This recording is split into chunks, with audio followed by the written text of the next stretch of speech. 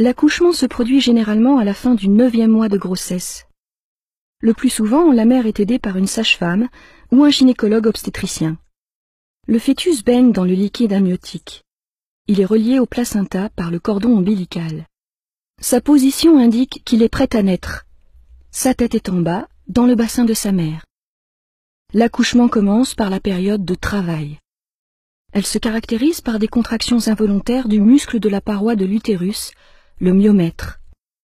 Au début, les contractions se produisent toutes les 10 minutes environ. Elles sont assez courtes.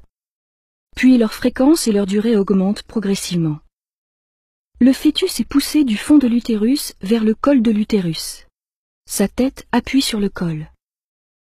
Il se produit alors ce que l'on appelle l'effacement du col de l'utérus. La tête du fœtus avance encore un peu et c'est la dilatation du col de l'utérus. Son diamètre d'ouverture est alors d'environ 10 cm. C'est généralement à ce moment que se produit la rupture de la poche des os. Le liquide amniotique s'écoule. La période de travail est terminée. Elle peut durer en moyenne 7 ou 8 heures pour un premier accouchement. L'étape suivante est l'expulsion du fœtus. Elle est beaucoup plus rapide, environ 30 minutes. Les contractions ont lieu maintenant toutes les 2 minutes. Elles ont une durée d'1 minute et sont très intenses. La mère doit cependant aider le fœtus à avancer en contractant volontairement ses muscles abdominaux.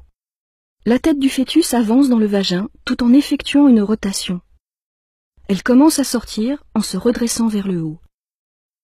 Puis, la sage-femme ou le médecin saisit le bébé par la tête et la tourne afin de faciliter le passage de la première épaule, puis de la deuxième, et enfin de tout son corps.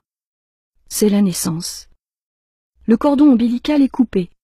Sur le ventre du bébé, la cicatrice laissée par le cordon deviendra le nombril. L'accouchement n'est pas encore tout à fait terminé pour la mère. En effet, quelques minutes après l'expulsion, les contractions reprennent. C'est l'étape de la délivrance. Aidée par le médecin, la mère expulse le placenta.